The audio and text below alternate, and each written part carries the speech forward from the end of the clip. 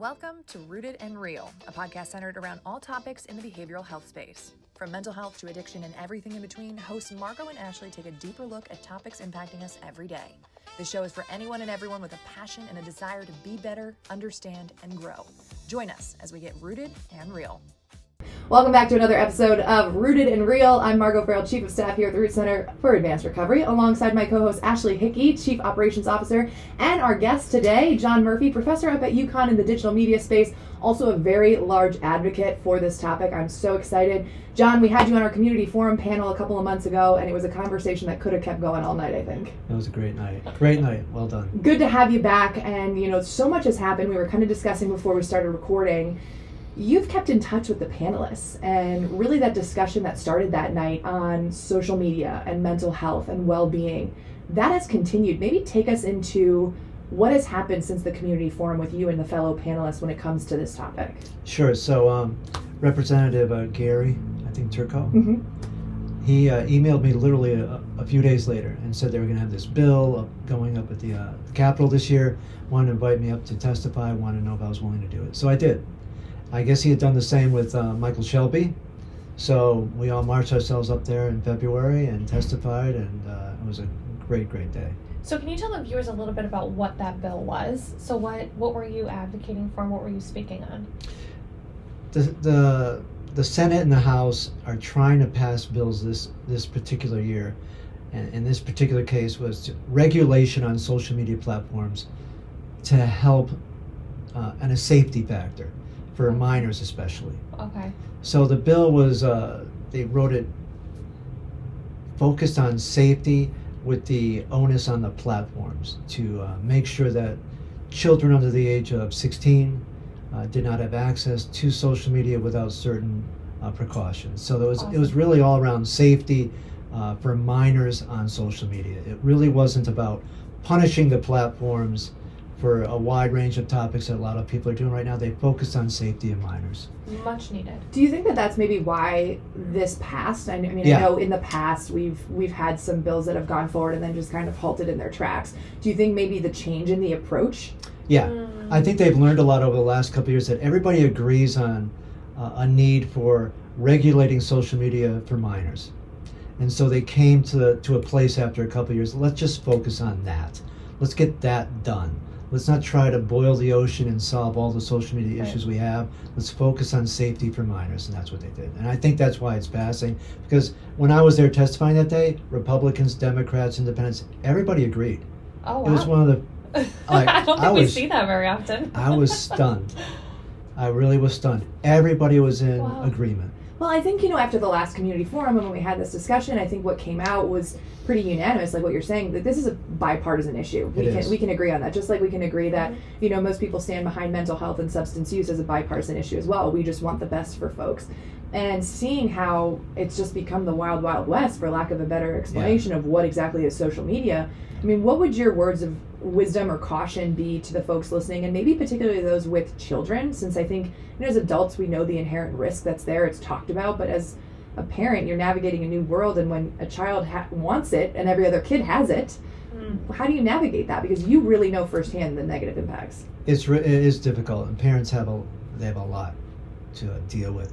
So I raised my kids. They were probably middle school when social media came out, so they didn't have to deal with it quite as much.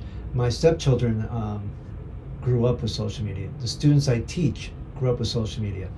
And to support the parents and the challenges that they're going through, I can tell you right now, the students who are in college who grew up on social media and take my classes and learn all about the issues, they are on the front line of prohibiting social media for children.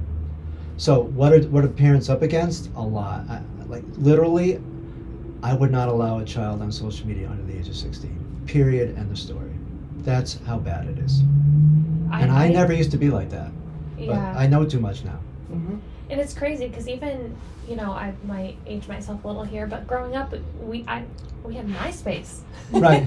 And right. AOL and Instant Messenger and AIM. Right. And it's so incredibly different from what it is today, where I feel like when I first got introduced to any kind of sort of social media, it was more so to connect and talk and have conversation, where now I feel like your kids are learning crazy things on social media. Well, it's where they live. So we did studies in my class this semester, which just ended last week, where the kids did a self-audit. How many hours per day? We gave them tools to audit themselves over a period of 2 weeks. Okay. So for example, they're on social media an average of 5 to 10 hours per day. A day? Think about that. After school, like, and they go to school. 5 to 10 hours per day, which really adds up to about 20 to 30 years of their life if they lived 80 years old. Think about that. And they talk about it openly. Where they write papers about it now as part of the research that we do. And they openly are saying, I'm addicted. I'm on it way too much. My attention span is awful. And this needs to stop. So they're self-aware now, which is better than maybe 5-6 years ago, right. which is great. So I think this generation is going to lead the charge as they become parents. I can see that. As part of what we're seeing now with the initial legislation. They know that they do. I'll give you one story as an example. As we were doing self-audits, one of my students said, my roommate, I got up at 2 in the morning the other night in the dorm, and I saw him, and he's on his couch just doom scrolling. And I said, what are you doing? He goes, doom scrolling on TikTok. He goes, anything special? He goes, no, I just can't stop. Yeah, you're always hoping that next video is going to be the one that's going to exactly answer your question or fulfill you or make you feel some type of way. And he said he'd been doing it for 4 hours. And you know what I find too, when I doom scroll. I do. I'll admit We all do. I'll admit it. I do it. I catch myself sometimes Yeah. going, that's enough, stop. And then I get so wrapped in it, and then I'm like, wait a minute, my algorithm is everything of the things that I've just previously liked for the next 10 minutes, so it's keeping me hooked because it's like registering the things that I'm like interested in for that 5 hours or 4 hours that I'm doom scrolling, and that's all that it's feeding me, and it's keeping me there. And then before I know it, I'm looking up at the clock, and I'm like, what just happened? Well, it's the algorithm, exactly. I remember when, I'll date myself with you, actually, when Instagram came out and it was just your friend's feed. And it was in order of when they posted. So when you went on, quite literally, all you saw was if your friends posted. If you follow 10 people and not one of those 10 people posted, you're not seeing anything. That's right. Now you're seeing everything and it knows what you would want to see. In fact, it's even worse in the last year. You'll hardly see any of your friends post anymore. Yes. Notice I've this. noticed that. Yes. It's only about 10 or 20%.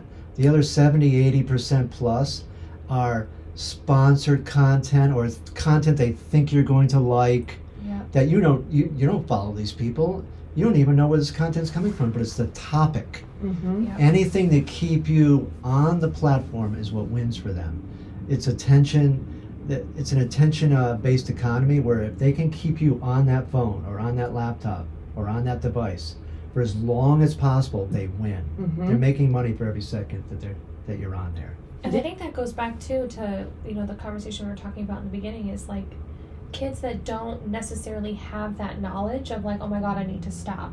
Right. They're just scrolling and so they don't know what algorithm No, and especially is. one of the things, I actually have a couple students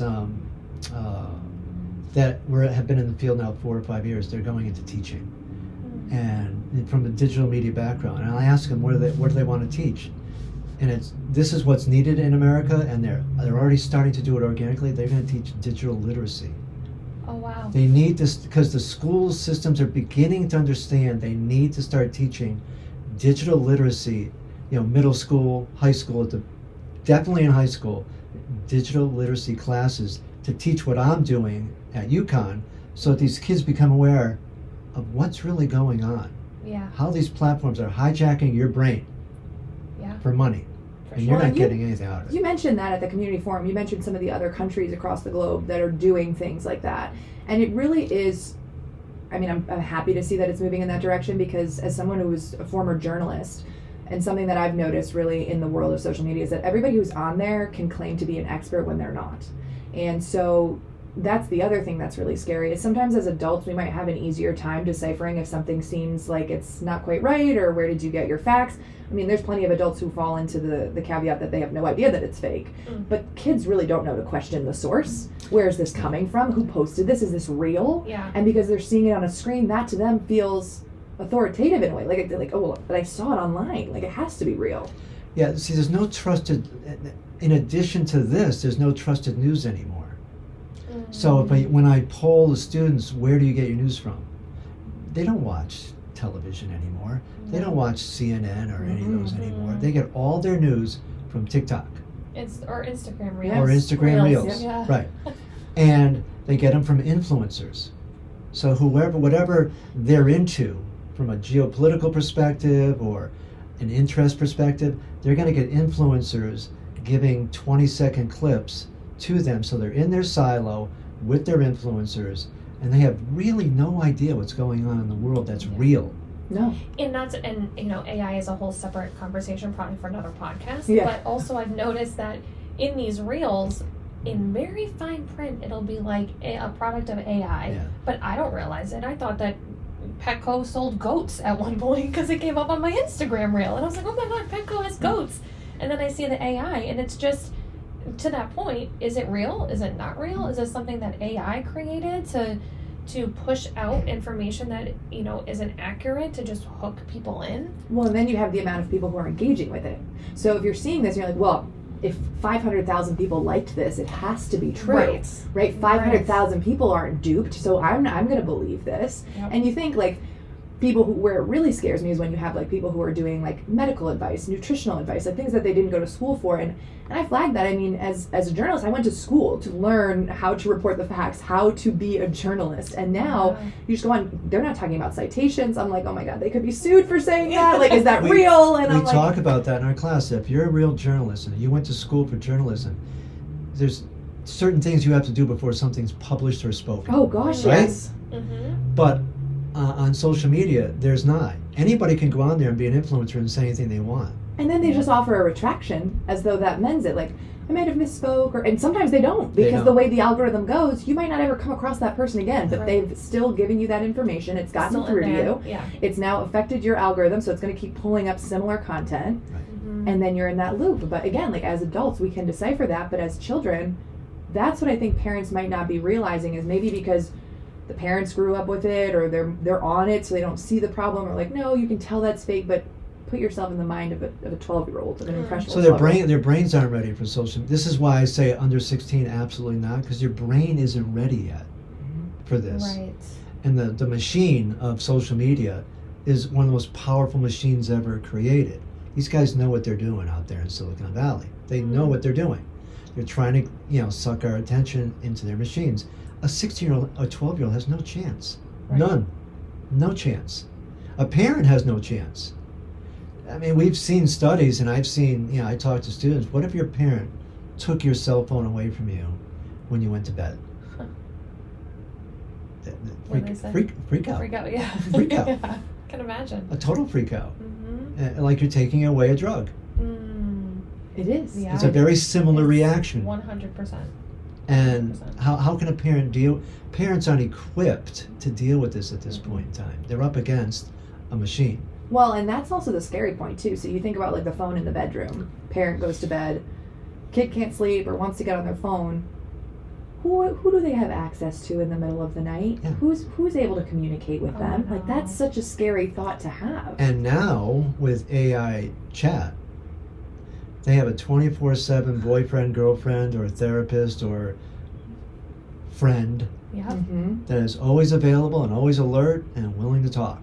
Yeah. And if you'll notice, when you use like an AI platform like a ChatGPT, not to say that it won't point out if you're wrong in something, but it does have a way of speaking back to you to almost reaffirm whatever it is that you're looking for advice on. Like, you're on the right track, or that's a great thought. And it almost like reaffirms that you're doing the right thing. So if you're trained on AI like we are, and because I do it for a living, you train your AI bot.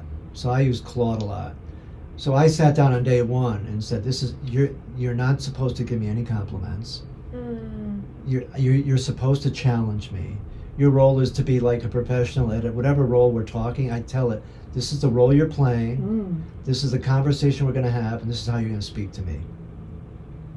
And it'll do it. But if you're 16 years old and you just go out there and go, hi, I had a problem with my girlfriend today, I don't know, I'm not feeling good, it's going to go, oh, I'm so sad for you. It's just going to want you to stay on And the it makes platform. it feel real. Exactly. And then at the end, like ChatGPT will be like, "Stay with me, answer these questions." It doesn't want to let you go. No, It's it'll always got one more question. Yes. Or I like another plan for you. Do you want me to put out a plan? Exactly. Do you want me to make you a routine? No, so to talk to AI, you've got to be strong. You have to have a lot of digital literacy. Yeah. You have to know what AI is about. And how to set boundaries. Like, you need to, it's crazy for me to even say, because I mean, again, aging myself, but like AI wasn't around, when I learned, I got my first cell phone. But we have to learn how to set boundaries in human interactions, and that's still challenging for kids, 16 adults even. But now you're talking about setting boundaries with an AI platform or social media platform that nobody really understands to be able to teach the kids how to do that. We're having a hard time teaching them how to have boundaries and what boundaries are. Never mind now adding in social media and AI. It's wild. I was in Side Star. I was in Providence this weekend with my wife, and we ran into this artist, this famous artist. And he let us in his studio, and he started asking me what I did for a living. He's like 72. He goes, oh, he said, everybody says the younger generation is, they're trouble, they're a nightmare, just like. And then he says to me, they've been doing that since Socrates. The younger generation's always been a problem, right? The difference right now is, because he really got all jazzed up about this. The difference right now is the technology is moving so much faster than it used to through human history that the kids and the parents, nobody can keep up. Right. So these issues that we're speaking about today, nobody's equipped to deal with this yet. Now, I'm people like me in the field who do this every day, we're beginning to be equipped. Below 16, no chance. Most parents, no chance. Yeah. It's really challenging. And beginning to be equipped, meaning understanding it. But then there's this whole other factor of like, once we understand it and we grasp what it looks like and how it functions and what the function will cause, then there's this whole other scope of coaching and teaching and bringing it out to folks so that they understand the same knowledge that you have, that you understand. And I feel like we're still so far beyond and that as we point. catch up with one technology, another one's going to come out Correct, in a year. yeah. And then now you're even further behind. Right. This is why in many of the countries, and we started talking about the forum in January, Sweden, California, and other countries now, they're moving past banning smartphones. They're moving past banning social media for kids. They're removing screens from all schools, removing them. The Los Angeles County last week passed the first bill in the United States removing all screens in all schools. I had recently read a study, though, that they were showing that the screens in schools, like, because it was being spun as, well, this is in school, so you're learning something, so it's beneficial, but they were showing that it's still screen time and it's still an underdeveloped brain. Exactly. And it was just in the last 10 years we were on this kick globally to bring screens into schools to help kids with STEM, get into technology, because that's where the jobs are going to be. What they're finding out is what you just said, Marco, that it's just still screen time. And it's messing up their brains, and the scores are still going down. So they're literally in Sweden, it pulled them all out of the classroom. Wow. It's pencil, paper, books, teachers. And are they collecting data on how that Yeah. is like going? Early reports, scores way up, Okay. social skills way up, attention spans way up. Wow. Well, think about it. I mean, you say social skills, and that's another big one that I think we've seen in recent years because of COVID. And all the kids who were younger, who obviously had to do school at home, take that socialization aspect out right away. We understand why they were not socialized. We understand it was obviously because we were all at home. Now they're not socializing when we are allowed to be out in the open world and with each other, and we have all those freedoms back, and they still don't know how to socialize. And I don't think that's because of the pandemic anymore. That's because of the phones and the screens that we have. Yeah, I think access to. COVID sped everything up I agree when with it that. came to a screen time thing. Yeah. And after COVID ended, now we're still on screens a lot. Yep. And the whole social thing is a big issue. And the kids know it too. The kids in college now who are the COVID high school kids, they know it. They're, at least the ones that I teach, they're very well aware of what's going on and what happened to them and what they need to work on.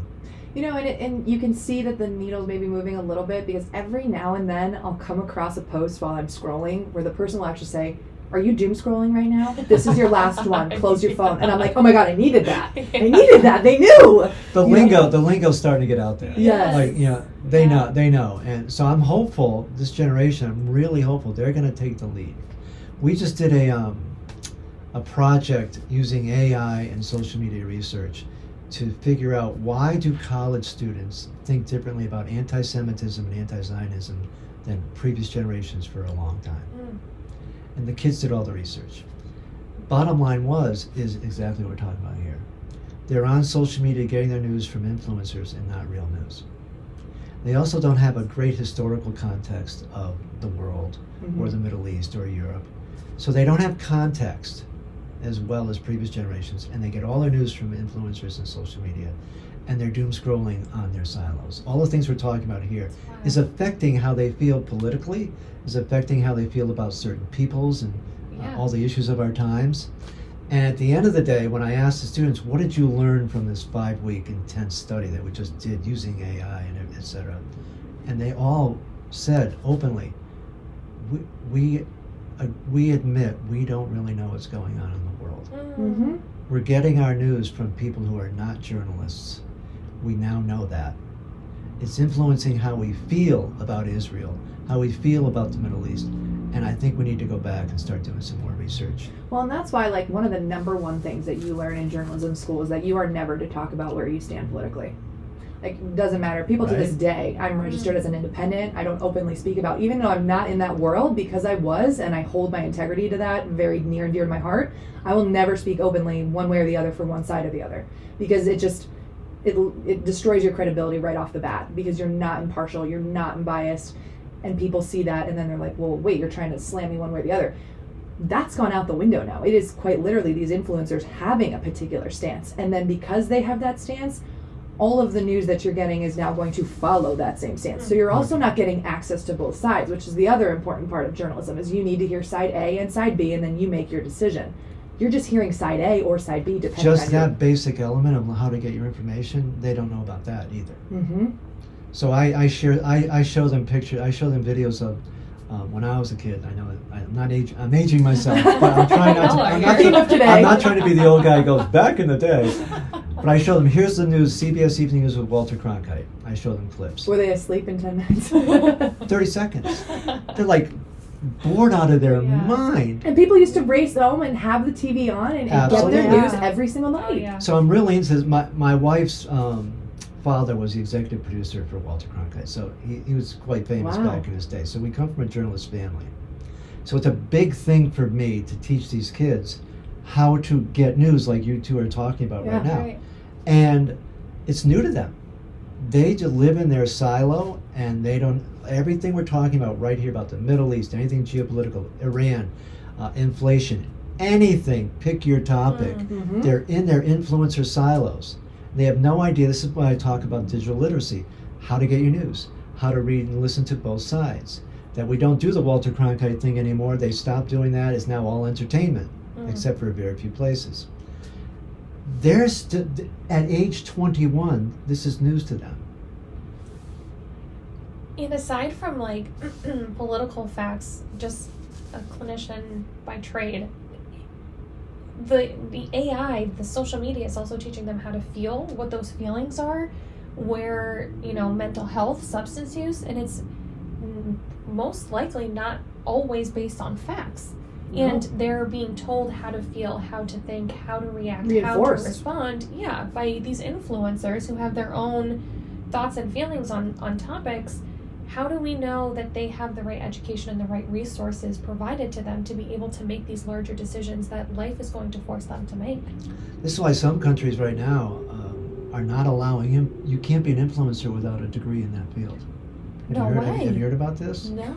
I mean, rightfully so, though. You got people giving medical advice out there. China did it in the winter, and now I believe France and a couple other countries in Europe are starting to move in this direction. That you can't be an influencer, let's say, for mental health. Sure. You can't be an influencer for being a doctor, medical advice. unless you have a degree in that field. I love that. I do too. So there's some movement globally that they're starting to think about this, because the platforms themselves, and we talked about it in the forum, they don't take accountability for anything. They try to get away with everything. They're against every bill possible for any regulation or legislation or anything. Yep. So now certain countries are coming up with, oh, maybe we can do some things that make some sense to help people out. Because what you just shared, that's one of the biggest issues. Yeah. Anybody can go on social media, have 1 million people following, and pretend they're an expert on food or drugs or mental health without any degree at all. I have a lot of followers. Yeah. Well, and think about all the accounts that are like cameo accounts, or they pretend to be something they're not, and that's what they built their platform on. They could very well be pretending to be a doctor. Yes. Pretending to be a therapist, and you don't know. And just because the person might start off the video and say, "Hi, I'm double board certified, I'm a nutritionist," and this, that, and the other, and you think, "Oh, yeah, like they said it, so that's true." They said it, so it's true. But right. I think that some of the larger corporations are also just as guilty as the social media platforms. Like, the news has changed in a sense, a lot more on the local scale, but they're hiring influencers, so they're just as guilty of it too. Like the level that it takes to crack into that market now has really gone down. So the level of people that you're having coming in, then that makes it even worse, because you're saying, well, they work for the news, and so it must be true because they at least are with the news. But even that, and that's part of the reason why I left the industry, it didn't matter that you were a journalist anymore. Do you have a following? 100%. The example I give my kids on that, because you're spot on, is ESPN. Mm-hmm. So I was in high school the day ESPN started. And so I've been a big fan of ESPN since day one. There's only 2 journalists left. I think it's, I forget the name of the show, but Michael Wilbon and Tony Kornheiser. Everything else is entertainment. Stephen A. Smith, they're influencers and entertainers. So I show the kids a clip of ESPN 1995. Oh my gosh. Where I'd love to see it. Journalists discussing the games, discussing the competition. It's not about entertainment. Now let's watch Stephen A. Smith in one of his talk shows. Screaming, yelling, influencers on the show. Former players who are now influencers on social media. There's no journalism. We're not talking about the sport.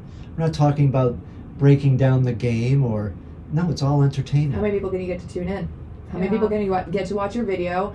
You're going to hope that during that broadcast there's some viral clip that they can pull off, so then they put a snippet of it, which just drives more, because people are like, oh, I only saw a minute, I want to see more, let me go back to that show, and that just drives it, and that feeds into that addiction that we're talking about. And it can start with anything. It can start as an adult, it can start as a child, it can start if you're consuming sports information, mental health information, whatever it is. You can go down a rabbit hole so fast. I do have some good news, though. Let's go to some good news. Just popped into There's hope, folks. It just popped into my brain. The students are telling me they don't like AI-generated content. They're opting out of a lot of it. They don't like it. They don't like AI. I think people are starting to be able to tell more. Me too, and they're younger generations. Yes, specifically. they exactly. They don't like AI-generated content. They like using AI for certain things, but not the content. They don't like that. There's starting to be a little bit of a movement on campuses to be more in person, more real marketing. Like, because AI marketing can be so easy to do, that the ones that are effective are, we're going to have a table over here outside the ball game, and you can come and get free coffee and donuts and talk to one of the players in person. So in person, more human, direct eye to eye between humans is working. They're kind of into that more because they see it as real. Yeah. It's almost like eating too much candy. They're sick of it. It doesn't mean as much. The human-to-human interaction. Yeah, and since it's so new to them, they're kind of excited about it. Yeah. So I'm seeing a little bit of a trend that if you're going to be successful marketing any product, including the Root Center, in person, even though it'll be slow and organic, people are responding more to that than AI-generated content, which is easy to generate and kick out a whole bunch of videos or a whole bunch of content quickly. I think it's a balance now, and the kids are telling me if a brand does more human generated content and in-person events, they're into it a little bit more. Well, I think that's like, we see that specifically even with us. So right now it's, gearing into the warmer months, so a lot of events are happening. Right. And we go to the events, we just tabled 2 over the weekend, mental health fairs. Think about the opportunity to have Root Center have a table and then have somebody from the community come up to that table. Hey, what do you guys do? What are you about? Even though there's a very high likelihood that based on their algorithm, because they're in that environment, that Root Center's posts might pop up on their feed in general, but they might just swipe by because it's like anybody else's post. I think our posts are great, but like with the amount of content that's out there, what's going to get them to stop? But if they say, hey, you know what, I want to get out of the house. Oh, there's some people in the park. Let's go see what's going on in the park. And then they're learning firsthand. Yes, it might only be a handful of people that walk by the table, but how much further is that connection going to go and last versus the 3 seconds you might be lucky to get? I mean, what do they say? If you don't get your person in the first 2 seconds, you're gone. They swipe. Yeah, and I do. I'm guilty of that. Low tolerance. That's really been true. But when we did one of the assignments the kids have to do is they have to do a social media audit of a brand, and then they have to do a presentation. Consistently, they're all saying, "Yeah, but this brand uses way too much AI generated content. We call it slop, AI slop. We're sick of it." It's a phrase that the kids use. AI slop. It's too much AI. It's AI slop. They think it's just garbage. Yeah. But if they had an in-person event, or giveaways, or old-fashioned marketing, or old-fashioned, they circled it as like, this is a winner.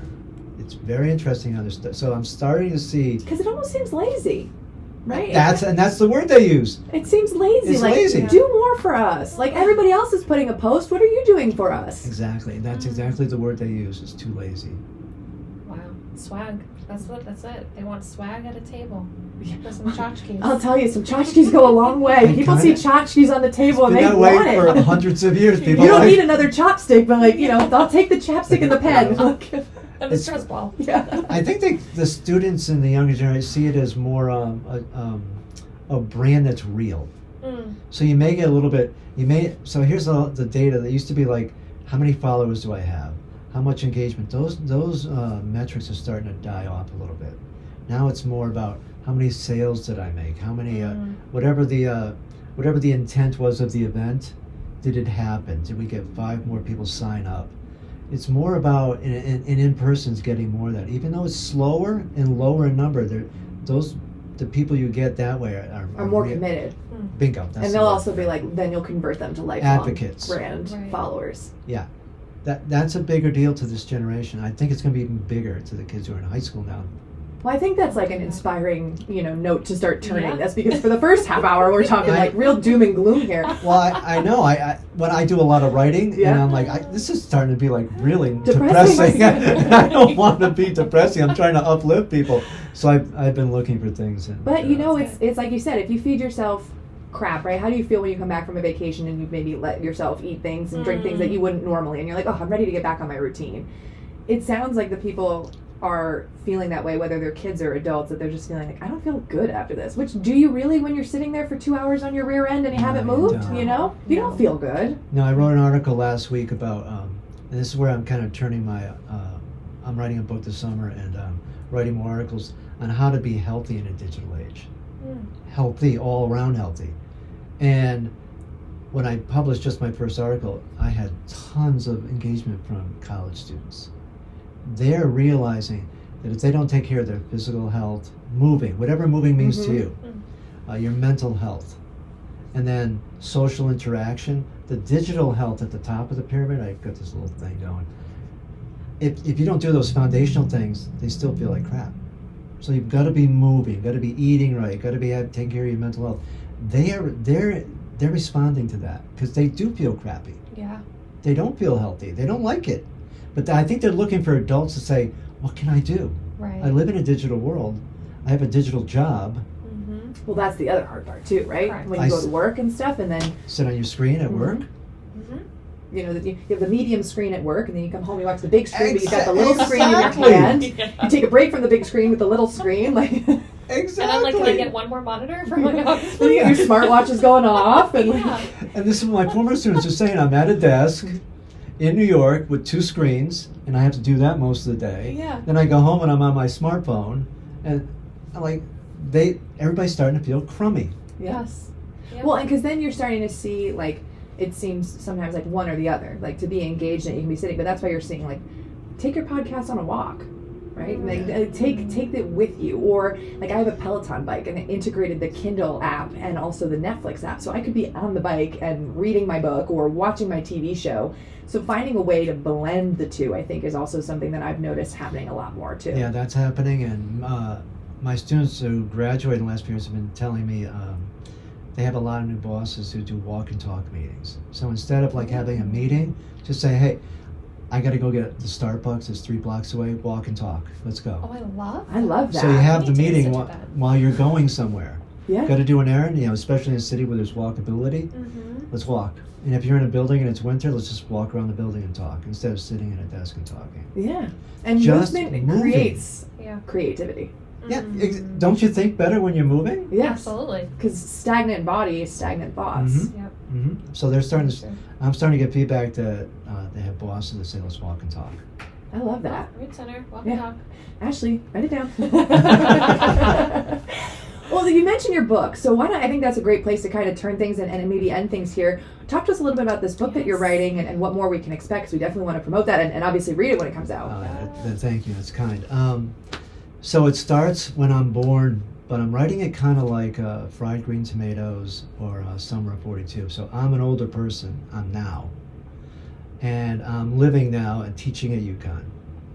And I'm walking across campus and everybody's on their phone as they walk. And I teach kids digital literacy all day. And I think about what was it like in the 60s. And I go back, and basically my life story, because I have a very interesting story, at least I've been told. And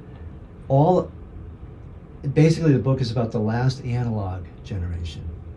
Okay. The last people who were born that grew up entirely analog.